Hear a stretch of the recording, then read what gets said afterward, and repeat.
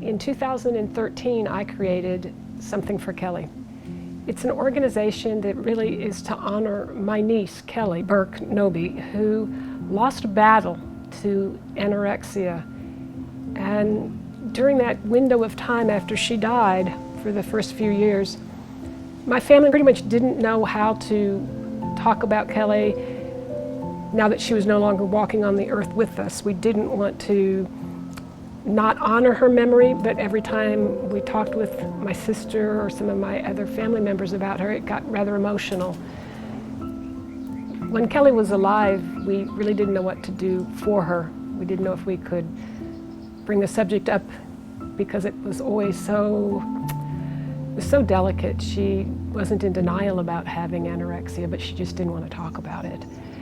So after she passed, our family was still so much in grief and deep mourning that they were pretty much at a loss of how to respond to her death. I remember very vividly wondering, what do I say to my sister years after when I don't want to dishonor her memory and not speak about her, but when I would talk about her, it was always still just so emotional.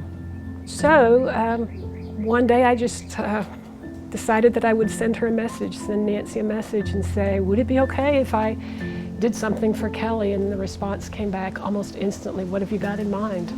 So I spent about 7 years learning what I could about the eating disorder from the perspective of professionals. I had obviously the painful experience of a family member. And what I came to realize is that there were a lot of really good professional people who weren't really talking to each other. For an example, I learned that from the time a survey or a scientific survey is completed to the time that treatment is provided is averaging about 17 years. And the number of people who could have been helped in that window of time is something that we have to start to address. In honor of Kelly and to recognize the fact that it was so very difficult to talk to her or to my family during her lifetime, and we always wanted to do something, we just didn't know what it was. It seemed appropriate that that's what we would call the organization, Something for Kelly. 7 years later, that Something for Kelly has turned out to be a very special partnership with Dr. Cynthia Bulick with the University of North Carolina at Chapel Hill. She's very well renowned for her work in genetics as it relates to eating disorders. It's so heartwarming to see partnerships between families, patients, advocacy groups, researchers, clinicians, to come together in a global research effort like this. It's never happened to me before in my life, and I'm just sometimes like overwhelmed by emotion with how this is happening all over the world, because this is the only way we can get that kind of sample size so that we can catch up to schizophrenia and have the same kind of results that we're seeing in the other psychiatric disorders.